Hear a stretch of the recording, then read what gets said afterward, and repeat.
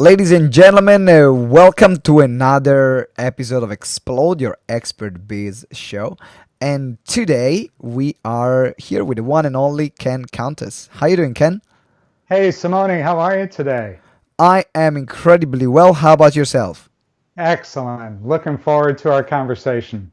All right, so today is all about email marketing. How can we make some good money with emails? Is a topic I'm really excited about because I personally use email marketing every day. I send an email every day to my list, or sometimes multiple emails every day to my list, and I've been obsessed about it. It worked magic for me. So I'm really curious to hear what you have to share around this topic. But before we dive deeper into great strategy, tips, tricks, techniques. Tell us a bit more about you, your background. How did you stumble into email marketing? Yeah, sure. Happy to do that. By the way, I would say it's not how to make good money, it's how to make great money using email marketing. All right, even So, better. I like it. Okay, I like it even better. yeah, better still. So, how did I get started with email? Well, email goes back a really long time. I was using email way back in the 1980s, not for business back then. It really wasn't used for business then. But I started using it on a serious level for business probably in the late 1990s. I was working for some pretty big companies. I've worked for Motorola. I spent 20 years there. I've worked for a company called CVS, which is one of the largest drugstore chains in the United States. I've worked for Marriott. And in all of those companies, email became a really important part of just how we communicated with one another.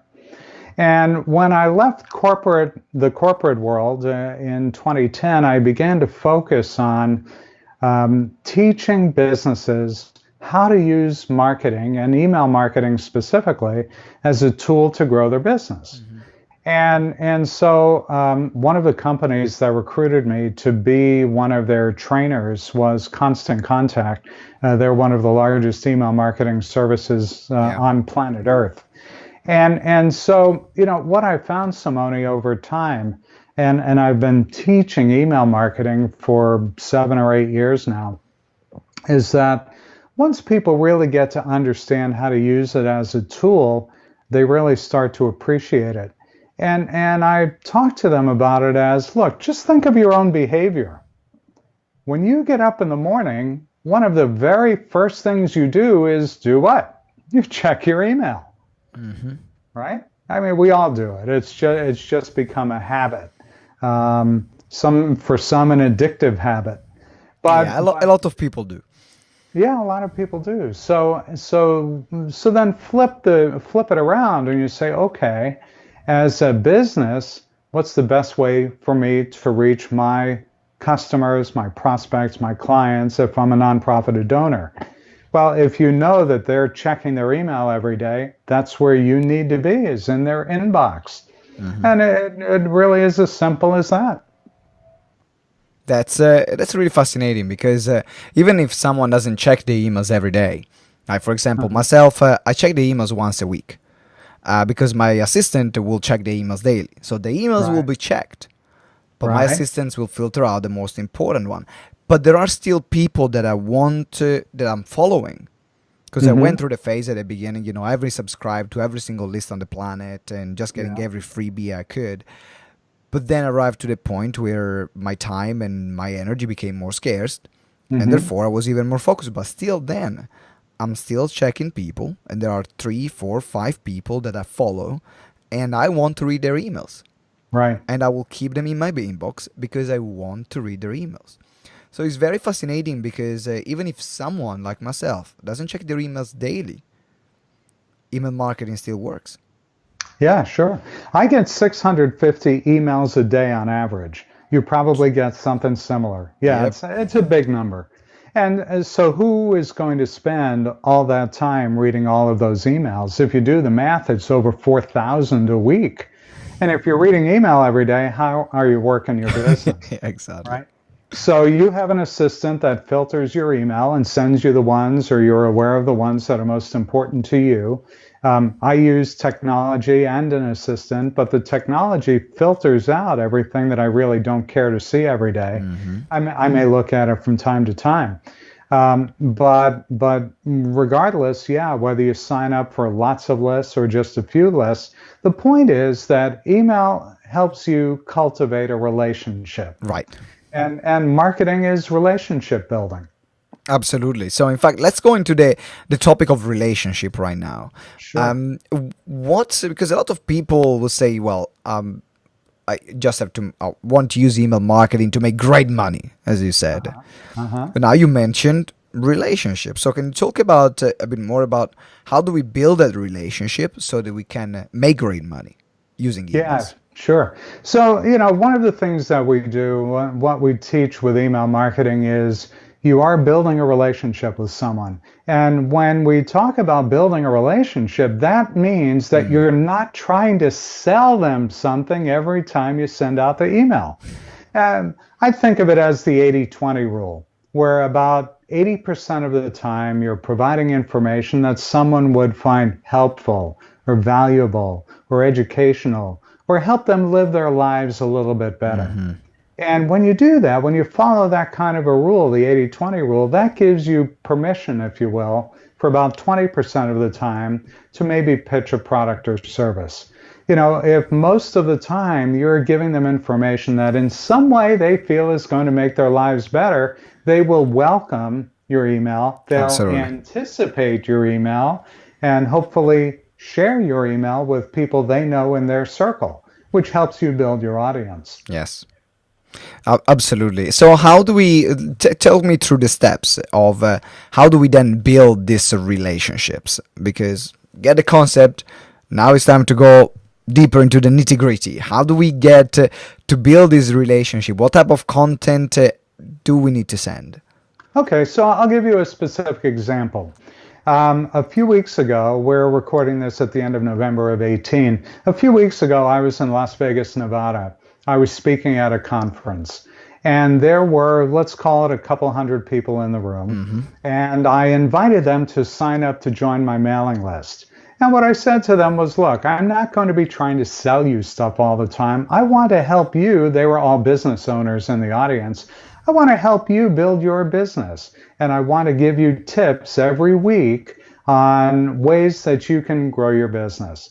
And so when they sign up to be on the mailing list, the first thing they get is a welcome email, which is something like, hi, Joe, this is Ken, thanks for joining my mailing list. I look forward to being in touch with you. And by the way, anytime you wish, send me an email back and let me help you find ways that you can grow your business. And so maybe a week later, we may use an autoresponder, something that automatically gets those emails out, so I don't have to be on the keyboard every week. But the next one may be, hey, check out this free download, 5 ways that you can get better mileage out of your own email marketing campaign. And the week after that, it may be a video that says, here, let me show you step by step how to build an email. And the one after that may be, these are best practices on what you need to do today to generate more sales. And the week after, and so on. So here's the point. In each one of those first 4 emails that I just described, not once was I trying to sell something, but rather to warm up that individual, give them the confidence that they have found a marketing guy who is truly looking to help them grow. And so what that does is it enables me then to tap into that relationship over time and then invite them to attend an event. Maybe it's a webinar, maybe it's an on-site thing. And so that's how it begins to cultivate that relationship. And here's something really fun that I know that your listeners could probably relate to. One of the emails I sent out last week had to do with the fact that now, when you're a business owner, if you have an email marketing service and you send out an email and you feel distressed that your open rate is 12, 15, 20%, And you say, what am I doing? I'm spending all this time sending out emails and nobody's opening the Yeah. email, right? So now there's resend technology where the system you're using will automatically send out that email. Maybe you make a few tweaks to the subject line, but it'll send out that email again to people who have not opened it in the past Yes. or within a few days. So here was the interesting thing, and this gave me a tickle, a chuckle, Hmm. is that I got an email back from somebody who received that specific email that said, hey, using a resend option is a good thing to do for your business. And the individual wrote back to me and he said, hey, I was at that session you taught in Las Vegas a few weeks ago, and I really appreciate that you sent me this email, but I'm not so sure resending is such a good idea. Hmm. All right. And I wrote back, hey, I don't remember the person's name. Let's say it was Richard. Richard, thanks so much for replying back. I'm glad that you received the email, that you're learning from it, and I'm really glad to get your feedback. And let me tell you a little bit more about why resend is a good idea. Hmm. Right? So the point there again is I'm not trying to sell him a service, but rather educate him Yes. on how he can be a better marketer himself.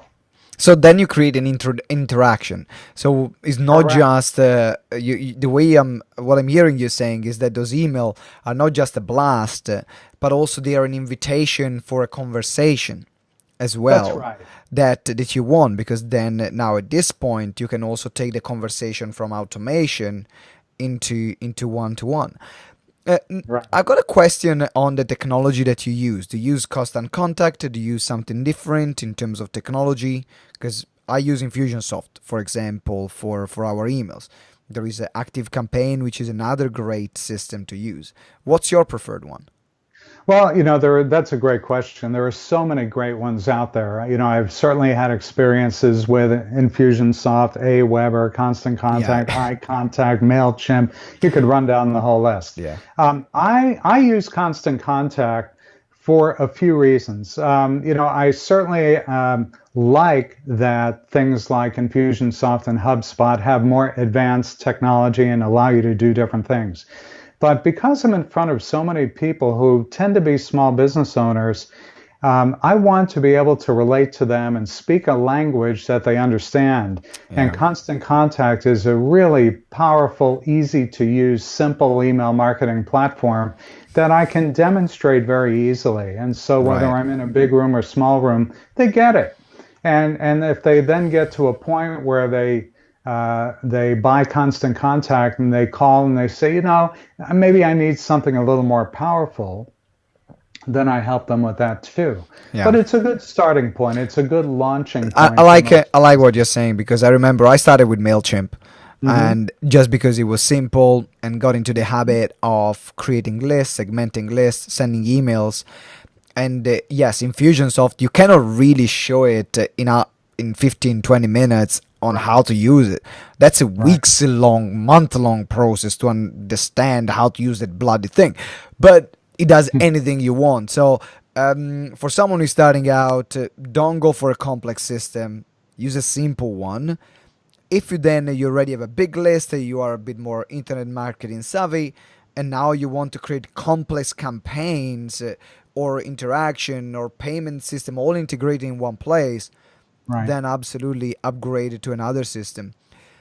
In terms of, you mentioned as well of frequency, so you will send an email once a week. Is that your strategy? And if yes, why once a week instead of once a day or once every 2 days or 3 days? Yeah, it's. I'm glad you asked the question, Simone. It's a lot of testing that goes into this. 3 years ago, perhaps once a month tended to be best practice. But now that so many people are accessing email on a mobile device, they pull out their small screen, right? And so Mm-hmm. the emails have to be really short. So for that reason, when you observe that and when you respect the fact that people are checking your email on the go, and the average person only spends about 15 seconds on an email that they actually open, Mm-hmm. that tells you keep it much shorter. So when you do that and when you respect their time, then they appreciate that fact and they welcome your email on a more regular basis. So more regular meaning instead of once a month, now it's once a week. Now, I have tested doing it several times a week. I've tested doing it less than once a week. And the sweet spot for at least my business as a marketing coach, going after the people who follow me, once a week tends to be about the right cadence. Now, for my podcast, or maybe I have a special offer, I may, during the course of a week, send 2 emails out. But typically I limit it to once a week. And I try to do it also on the same day of the week. So someone will anticipate, oh, Ken sends out his email every, let's call it every Tuesday morning at 10 o'clock local. Yeah. Right. And so you build a sense of anticipation. I really like the consistency and the fact that what do you think about one email a day? Because in the internet marketing community, there is the 1 email a day model, which is very popular. And that's personally the one that I use. Every single day for the past 2 years, my list received an email. And there are pros and cons for that. What are your thoughts? Because we did actually a podcast interview, and you guys can go back with Mark Mahwini, which I know interviewed you as well on his podcast. I was actually saw that on Facebook recently. And we talked about that. He uses the one email a day model, and we talked about how to use it on that interview. So check Mark Mahwini on our podcast. But what's your opinion about that? I actually, I signed up for his list too, of course. And I think Mark in particular does a fantastic job of delivering some really good content every day. And that's great for him. And he has structured his business around that. For me, I can't write something every single day. Of course, you get to a point where you can reuse, and the average person doesn't know that you sent that same email 7 months ago. So you can take advantage of that. No, I applaud Mark and anybody else who has been able to develop that 1 a day cadence. And it works as long as you're providing good information. I mean, after all, these are people that signed up to be on your list. You didn't just randomly decide to send out to 10,000 people. So these are your followers, and they have become accustomed to receiving your email every day, and they're not unsubscribing. Then you're doing them a service, and the likelihood is you're cultivating a great relationship with them. Again, it's all about relationship. Yes. And that opens the door to doing more selling. For me, I mean, this may sound weird as a marketing guy. I hate to write. I'd much rather speak than write. But I also know that people aren't going to, if you send them a video every single day, they're not going to watch it every single day. Absolutely. So that's why we do the podcast once a week and the email once a week. So they get a little sprinkling of each. And people gravitate to what they enjoy participating in the most. So once again, I love the once a day if you can do it. For me, it's a little bit too much. So once a week works fine. And the people who follow me have even said to me when I tried to step it up to a couple or 3 times a week, whoa, that's too much. I have a hard time keeping up with once a week. Keep it to that. Yeah, it's a very great point because, again, there is not, when you're talking about strategies, everyone will have a different strategy, and the most important thing is that you do is providing value, give something helpful, and do it consistently. Right. And do something that also you as a marketer, as a business owner, you can sustain. Because a lot of people fantasize to do the one email a day model, but for example, I never used an email. So every day I will sit down and I will write down my content, and that became part of my routine. But it's something that I enjoy doing. It became a habit right now. I actually feel weird if I don't sit down and send my email. I feel like withdrawing symptoms and like, oh my god, I need to send my emails right now. But then a lot of people that join my mailing list, they send me immediately at the beginning. They said, hey, I'm receiving too many emails. I'm opting out. I'm like, okay, fine. that's fine, Yeah. because you are not then my ideal customer to be on the Right. list. Yeah, I exactly. want And you some. know, the funny thing for me, Simone, is I have enough content that I could do something Yeah, every day, right? I think as marketers, we come across so much information that we'd love to be able to pass along. But for me, as I say, it's a little bit too much. And but your audience will tell you, yes, I exactly. love receiving it. Exactly, and you will see the open rates, the opt-out rates that there is, and is fascinating. And so knowing your audience, seeing does your audience wants to receive an email once a week, Hmm. twice a week, every day? Check with them, and then they will tell you and build that relationship in this way. So now I want to transition and talk about more selling via emails, because we Hmm. talked about adding value, creating valuable content. So Right. how do we integrate now, or how do you integrate the sales when you have a campaign or when you have an offer to in the email sequence process? Yeah. Well, I pay attention to the clicks. To me, someone opening up an email is it's an indication, but when people are interacting with your call to action, that gives you a sense of how effective your campaign is. Now, if they click on the link to go to the website and buy something, that's one thing. If they actually buy, wonderful. The cash register rings, ding, ding, ding. But if they don't, if they click and nothing happens, there's something broken in your conversion process. Your emails will tell you that too. So I pay a great deal of attention to the analytics. The other thing, though, also is there are some products and services that we offer that are more of a longer term sales cycle. So one example might be a workshop. We may offer a workshop that's 3 or 4 months from now, and so we'll begin to promote it in an email campaign and see what the interest level is. But if people are not buying tickets, then we'll change that up a little bit. Or maybe we'll send them into an autoresponder sequence and let the autoresponder take over from there and continue to warm them up with personalized email, video, and so on. One thing that we are doing right now is we have an online email academy where they can sign up. It's a monthly service, and there right now the library has 70 different videos teaching someone how to create an email campaign that works. But the way what we do with that is because no one's going to consume all of that information, and they may not be really sure what your product is right off the bat, is we drop them into a sequence, an autoresponder, that delivers a video, a 2-minute video about every other day. And if they're interested, they sign up. And if they're not interested, the campaign stops. Yeah.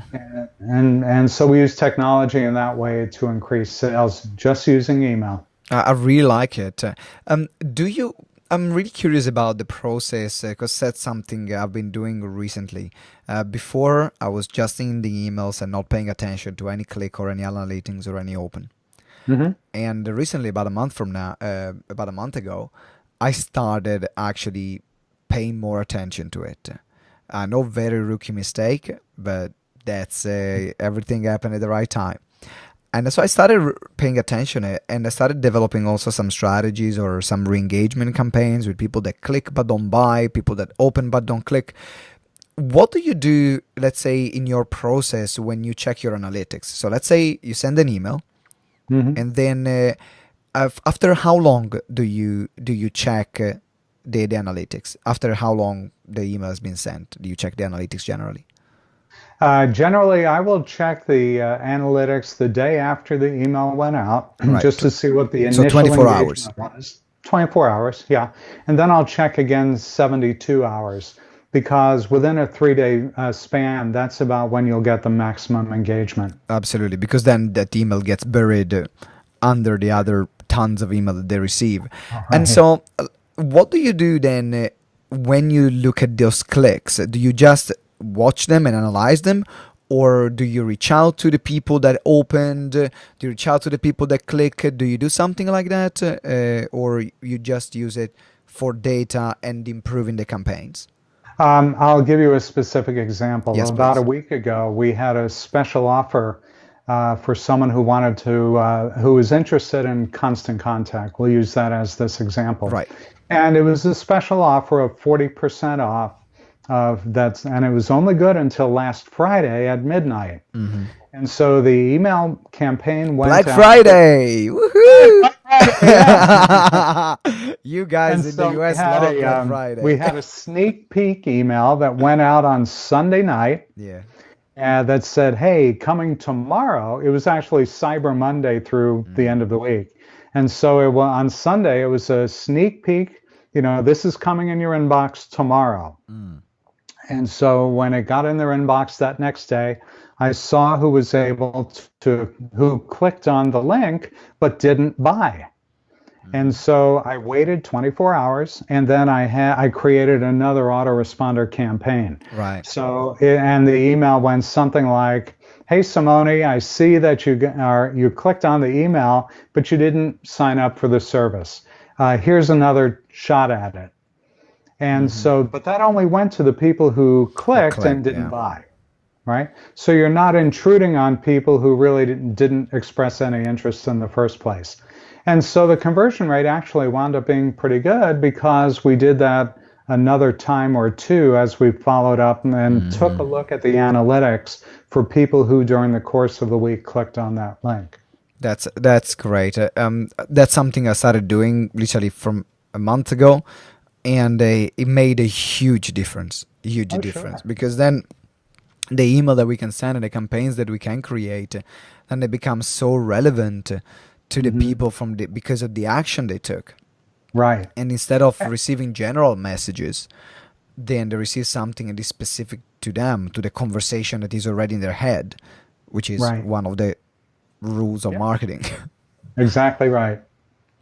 So, is there anything, before we wrap up, and we go to the session of lifting the veil, is there anything that will be important to mention in the email marketing strategies that we haven't mentioned yet? Something that for you is like, okay, I want to wrap up with this with this firework thing that can work we haven't talked about.